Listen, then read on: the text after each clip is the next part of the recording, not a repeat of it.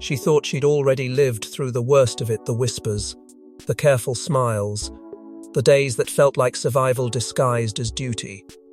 Then a sealed envelope arrives from the palace office, marked with a date that makes her stomach drop. Inside is a timeline. Not a rumor, not a guess. A record meetings, decisions, approvals, showing how long the king's household knew the truth before she did. And suddenly, heartbreak becomes fury. Before we go deeper into what this really means for the royal family, make sure to subscribe so you don't miss a single update. For a long time, she believed the palace's silence was kindness. She believed the careful smiles were protection, the controlled schedules were simply the cost of serving the crown, and the whispers outside the gates were just noise she had learned to outlast. She told herself she knew everything important because she had to believe that because in a palace, believing you're informed is the only way to stay steady. But the envelope changes the meaning of every quiet moment she ever endured. It doesn't arrive like a scandal. It arrives like proof. The first thing she sees isn't the words. It's the date. A date that makes her body react before her mind can catch up. Her stomach drops, her throat tightens, and for a second she can hear her own pulse louder than the palace around her. She opens it the way people open bad news slowly, almost hoping the paper will lie. But it doesn't. It's structured. Clinical. A timeline meant to be understood quickly by people trained to manage reality. Meetings. Decisions.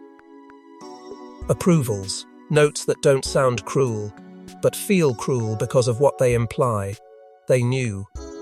And she realizes in one sickening wave that her belief I knew everything important was never shared by the people around her. The record doesn't shout. It doesn't accuse. It doesn't have to. The dates do the damage. Because the dates prove knowledge was withheld, and once knowledge is withheld, the question becomes unavoidable. Was it delayed out of caution or withheld out of control? That is where dignity and devastation collide inside her. One part of her wants to stand tall, to keep her expression calm, to remain the woman the crown expects unbreakable, composed, endlessly measured. Another part of her wants to breathe like a human being, to admit how brutal it feels to be protected like a child while being expected to lead like a queen. A trusted aide had urged her to open it privately, and now she understands why. This is not the kind of truth you discover in front of witnesses. Because once others see you react, your reaction becomes a story too. Your pain becomes something people interpret, judge, and use. She sits with it alone, letting the weight settle, because the palace has trained her to suffer quietly. But the envelope offers something new. It gives her a target for her anger. Not the public, not the rumors, not the outside world that always consumes. The target is inside the walls, in the rooms where her life was discussed like a schedule item. Then she sees it the name that appears repeatedly in the approvals. Not once, not twice, over and over, threaded through the timeline like a signature of influence. It doesn't necessarily prove a villain. It proves intent. It proves that decisions were made by someone, defended by someone, pushed forward by someone while she lived day after day believing she was being included in her own reality. And suddenly heartbreak turns into fury, not loud fury, not reckless fury, but the kind that goes cold and sharp. The kind that rewrites how you walk into the next room. Because now she knows something else too. If the palace can manage this without her, it can manage anything without her. It can stage calm while hiding truth. It can protect its image while letting her carry the emotional cost alone. And that realization doesn't just hurt. It changes how she sees the entire institution she has sacrificed for. She reads the timeline again, slower this time, noticing the language used to soften what it's really describing. Delay, reassess, maintain stability, wait for the right moment. Words that sound responsible until you realize the right moment was never about her readiness. It was about their comfort, their control, their fear of what she might do with the truth if she had it too soon. And that is the deepest betrayal. Not that the palace faced a crisis, but that it decided she was a risk to manage rather than a person to trust. And once she sees those dates in black and white, the question stops being what happened and becomes who decided she didn't deserve the truth. The public thinks truth is discovered. The palace knows truth is released, timed, filtered, and shaped to protect power. The timeline shows the king's household didn't simply delay information, it managed it. It controlled who could know, when they could know, and what they were allowed to feel in public. And the cruelest part is this: the palace calls that stability. Because inside those walls, information isn't just knowledge, it's governance. It's how the palace keeps the machine running without panic spilling into the open. It's how it prevents questions from becoming headlines, and headlines from becoming a crisis of faith. The timeline makes this brutally clear. Every line reads like administration, but she can feel the human cost underneath it. Names don't matter as much as the pattern does. The palace didn't wait for the right moment, because the right moment never belonged to her. The palace waited for the right moment for itself. Timing becomes the palace's favorite weapon, because it never looks like a weapon. It looks like professionalism. It looks like caution. It looks like doing things properly. But when timing is controlled, reality is controlled. A truth released too early causes fear. Released too late, it causes betrayal. Released with the wrong language, it causes outrage. So the palace shapes language like armor and chooses dates like strategy. That's why she reads the timeline and realizes something that makes her feel physically cold. Her life was being handled like a public relations problem before it was treated like a human experience. This is where her perspective shifts from hurt to clarity. She sees how silence was used like a blanket over a fire. She sees how certain meetings were scheduled immediately after public appearances, when the palace could justify private review. She sees how briefings were routed through intermediaries, so direct questions could be softened before they reached the top. She sees how the household likely practiced phrases the way actors practice lines, words, meant to sound compassionate, while hiding the fact that the truth was being withheld. And suddenly, the silence she once interpreted as kindness becomes something else entirely: strategy. The emotional cost of that realization is heavy, because it forces her to face a cruel contradiction. Being protected sounds loving until you realize protection can be a cage. Being shielded sounds gentle until you realize it is also a decision someone else makes about what you can handle. And she can handle plenty. She has handled years of scrutiny, pressure, isolation disguised as privilege. What she cannot handle, what no one should be forced to handle, is being managed like a risk instead of respected like a partner in the institution she is expected to uphold. The timeline hints that senior figures argued about when to tell her, and that detail hurts in a different way. It means there were voices in rooms she wasn't invited into, discussing her life as though she were not the one who would carry the consequences. Someone probably argued for honesty. Someone argued for delay. Someone framed it as not the right time. Someone likely said it would create instability. And the palace chose the option that made its own life easier first. That is what breaks trust, not that people were afraid, but that their fear became a reason to exclude her from her own reality. Her trust begins collapsing quietly, piece by piece, because once you see the system, you cannot unsee it. Every polite pause becomes suspicious. Every carefully worded reassurance sounds rehearsed. Every private meeting you weren't invited to feels like a shadow. And the timeline doesn't just document actions, it documents mindset. It shows the palace believes it has the right to decide what truth looks like, when truth should arrive, and how truth should be felt.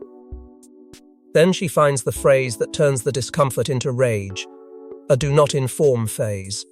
It doesn't have to be written in those exact words to feel like it. It can be disguised as hold, wait, monitor, restrict distribution, limit circulation. But the meaning is the same. There was a period when someone actively chose that she should not know. Not because the truth didn't exist, not because they were still uncertain, because they believed knowledge in her hands was dangerous. And once she understands that, her heartbreak stops being soft. It becomes sharp. It becomes personal. It becomes impossible to dismiss as misunderstanding, because now she isn't just asking how long they delayed. She's asking why they thought they had the right. But the most devastating detail isn't the delay, it's the reason the delay was ordered. One line in the timeline isn't about logistics.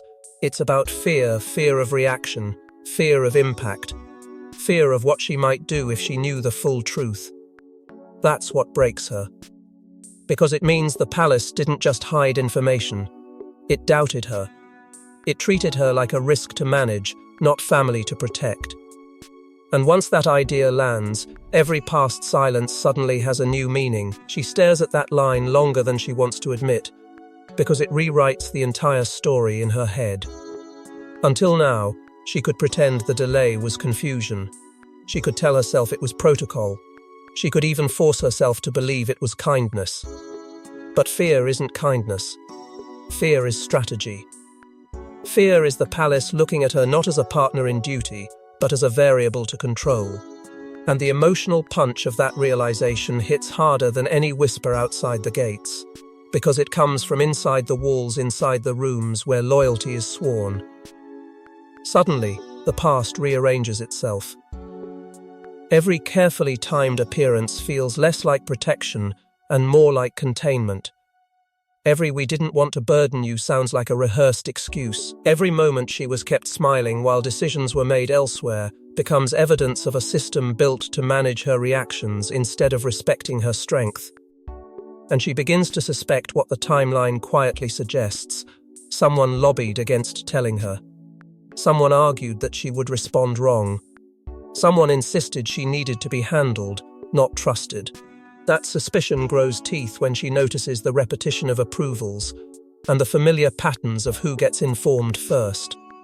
It isn't just one household moving carefully. It looks like a network, people deciding what she can know, when she can know it, and how she must behave in public while she remains unaware. And if they were willing to bypass her, she can't help wondering who else they bypassed. The heir's household, the people who would have protected her instinctively, the allies who would have pushed back. If that's true, then this wasn't merely delay.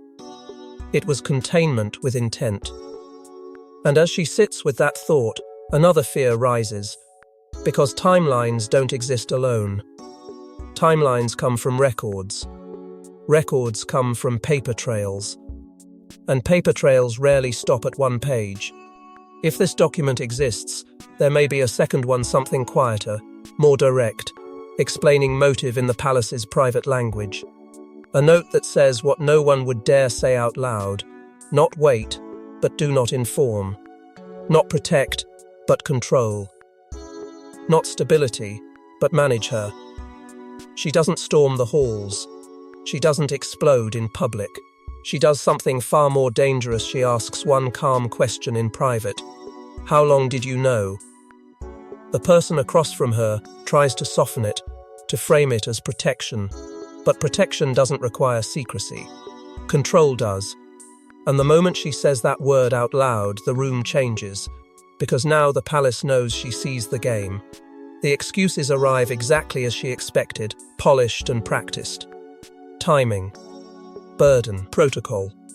The palace's favorite words, words that sound responsible until you realize they're designed to end the conversation.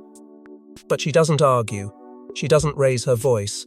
Her calm becomes intimidation, because calm in a palace means you've already decided what comes next. She lets the silence stretch just enough for the truth to feel heavy in the air. Then she repeats the question, not louder, cleaner. And in that controlled space, a small admission slips out, a phrase that confirms the timeline without meaning to. A detail that proves this wasn't confusion. It was choice. That is when she sees panic flicker behind composed faces.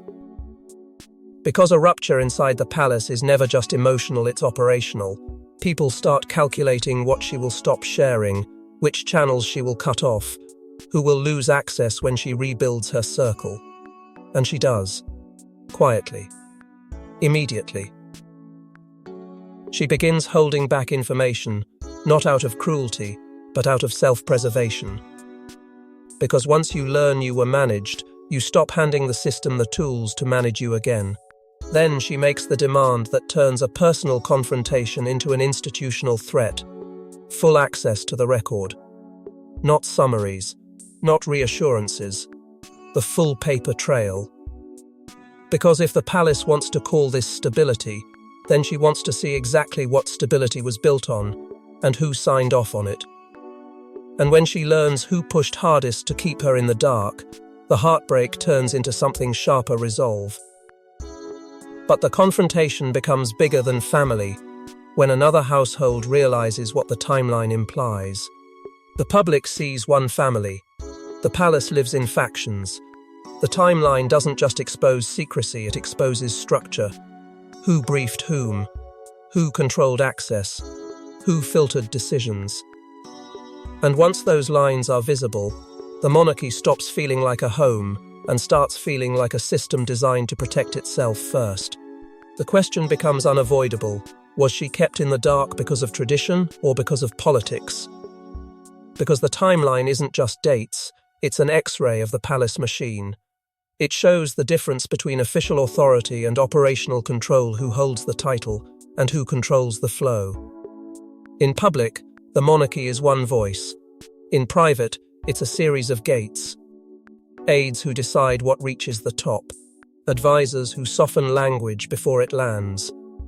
Meetings scheduled not around truth, but around optics. And now she can see it. She can see the routes information took to avoid her. She can see how the system protected itself by deciding that her knowing was a risk. That is when the household begins splitting in the quiet ways that matter most. Staff choose sides without announcing it. A diary entry adjusted so someone misses a meeting. A briefing delayed by just long enough to make a decision irreversible. Private secretaries suddenly more protective of their principles, more cautious about who is copied into what. It looks like routine from the outside, but inside the palace it feels like a cold wind moving through the corridors, everyone calculating where they stand if the truth becomes public. And some senior figures are terrified of her next move. Not because they believe she will be reckless, but because they know she has the one thing the palace can't easily fight. Credibility through silence. If she speaks, the timeline becomes a weapon. If she stays silent, her silence becomes a weapon too, because it forces others to fill the space. And what they fill it with will look like panic. Either way, the system feels threatened. And threatened systems lash out. That's where the strategic counter-leaks begin to form, even before anyone admits they exist. Not necessarily to reveal the timeline, just to poison the ground around her, to make her look unstable, emotional, influenced, difficult. To suggest she is the problem rather than the secrecy. In palaces, discrediting is often softer than denial, because denial invites proof. Discrediting invites doubt, and doubt is how institutions survive. Meanwhile, the heir's household begins building its own firewall. Quietly, deliberately, less sharing through traditional channels, more direct verification of who knows what, a tightening circle around her that doesn't look like rebellion, just efficiency. But everyone inside understands what it really is, protection against the palace machine itself. Because once you discover you were kept in the dark, you stop trusting the light sources offered to you by the same hands. The stakes rise fast, because if this breaks publicly, legitimacy becomes the story. Not the timeline, not the personalities, the moral image of the crown. People won't just ask what was hidden, they'll ask why it was hidden, and whether the monarchy believes truth is something it can schedule like an event. That's why the whispers spread of an emergency meeting, called at the top urgent, private, and framed as routine coordination, but felt by insiders as crisis management. Because once the timeline exists, The palace has to decide whether it will treat her pain as a family matter or treat her knowledge as a threat. And when the palace goes into containment mode, she realizes the truth is bigger than her pain, it's about the crown's future. When pressured, the crown doesn't argue, it contains. Quiet calls. Legal reviews. Suddenly, family first statements appear and schedules change overnight. The palace isn't responding to heartbreak. It's responding to risk. Because if the timeline becomes public, it doesn't just embarrass the king, it rewrites the monarchy's moral image. And that is the one thing the palace will protect at any cost. Containment begins like a switch flipping. Conversations become shorter. Emails become cleaner. Decisions become under review. Lawyers appear in places they usually don't. Advisors stop debating feelings and start debating exposure. The palace shifts into damage limitation mode, not because it's heartless, but because it's trained to treat risk like fire. And this timeline is a match near dry wood. One wrong sentence and the narrative becomes unstoppable. Loyalty tests intensify. Not dramatic interrogations, quiet checks. Who speaks to whom? Who repeats the official line too quickly? Who hesitates? Who asks what they shouldn't ask?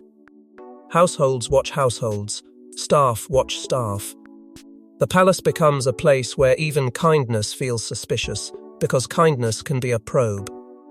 And somewhere in that tightening atmosphere, someone tries to confiscate the document, not openly, not with force, but through the palace's most dangerous method, procedure.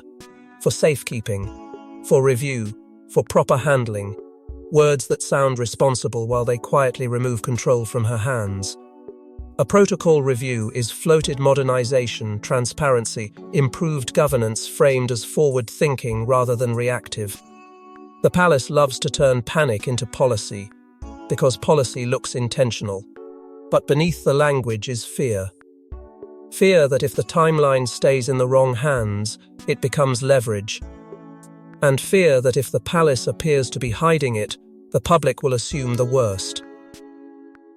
Then the press begins to move in ways that feel guided. Someone tips off the right voices, shapes the tone, tries to steer the story before it can explode. Because if the palace can't stop the truth, it can at least choreograph how the truth lands. And that is where her silence becomes weaponized by both sides. If she stays silent, they call it confirmation. If she speaks, they call it revenge. If she looks calm, they call it calculated. If she looks hurt, they call it unstable. The system tries to trap her in interpretation, because interpretation is safer than fact. But she isn't helpless anymore, because she understands the palace's oldest lesson: if you don't control the record, you don't control the future. So she keeps a copy somewhere safe, out of reach of polite confiscation, out of reach of review, out of reach of the quiet hands that want the timeline to disappear. And that single choice changes the balance of power, because it means containment can't fully succeed. The palace can tighten schedules, issue statements, call meetings, but it can't erase what already exists. And that's when the air turns colder, because insiders realize something else has surfaced too. Something connected, something that explains motive, something that makes the timeline feel less like mishandled timing and more like deliberate control. But the most chilling twist comes next, because the timeline wasn't the only thing that surfaced. A second record appears more private, more direct, and far harder to explain away. It doesn't just list dates, it lists intentions. And once she reads it, she understands something that makes her feel physically cold. The palace wasn't protecting her from pain. It was protecting itself from her reaction, because they feared what she might do with the truth. This second record doesn't feel like administration. It feels like confession. Except not a confession meant to heal, one meant to justify. It's the kind of document that should never exist in a family, because it proves the palace discussed her life like a threat, not a person. The details don't need to be shouted to be devastating.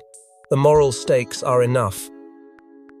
It makes clear that secrecy wasn't an accident, it was a plan, a strategy, a deliberate choice to control what she knew so the institution could control what she did. She reads it once, and the air in the room seems to thin.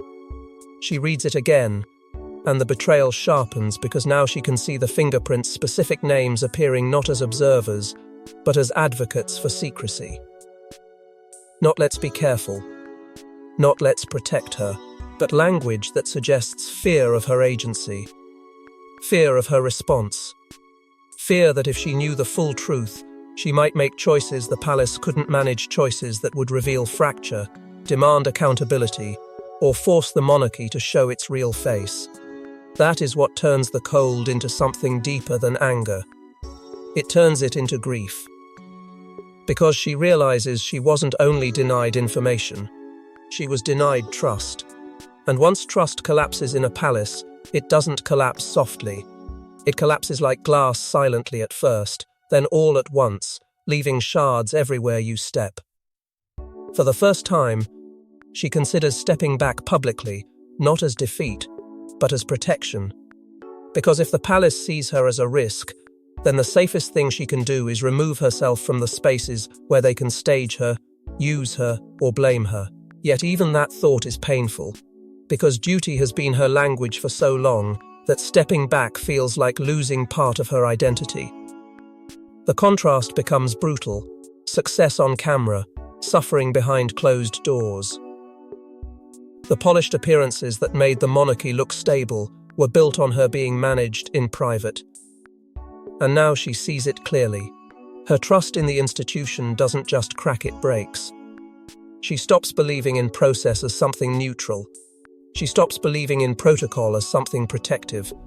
She starts seeing every procedure as a potential weapon, every meeting as a potential trap, every calm statement as an attempt to control the story before it controls them. She understands that this second record is dangerous not because it is dramatic, but because it is proof of motive. It shows the palace wasn't protecting her from pain. It was protecting itself from accountability. And she knows she cannot carry that knowledge alone. Because once the heir sees what she saw, there is no going back to polite denial. There is no going back to rehearsed reassurance. The heir, in this story, doesn't confront for drama, he confronts for structure. If the palace managed truth once, it will manage it again. And the only way to stop that is to draw a boundary so hard it can't be softened by tradition. A boundary that says, you do not get to manage our reality behind our backs and still expect our loyalty in public. That is where the monarchy's true danger lives, not in scandal, but in the moment the people holding its future refuse to be managed. And once the heir sees what she saw, the monarchy faces a choice it can't outrun. The monarchy survives by smoothing over conflict. But some conflicts leave fingerprints. After the revelation, unity returns on camera: smiles, calm statements, controlled appearances. Yet insiders whisper the palace is colder, the lines are sharper, and the future is being drafted behind closed doors. Because once a private timeline proves truth was managed, the crown can't return to innocence. It can only choose what kind of power it will become. In the aftermath, the palace tightens control the only way it knows: through access. Who can brief whom becomes a battlefield. Information routes change. Trusted channels shrink. Long-term restrictions appear quietly, framed as efficiency and care, but felt like surveillance. Relationships strain in ways no camera can capture. People speak less, watch more, measure every word. Because when truth becomes something the institution schedules, everyone inside learns the same lesson: your life can be rearranged without your consent. And she becomes more protected and strategic, not because she wants a fortress, but because trust has been burned down and rebuilt into walls. The public will see calm. Insiders will feel cold.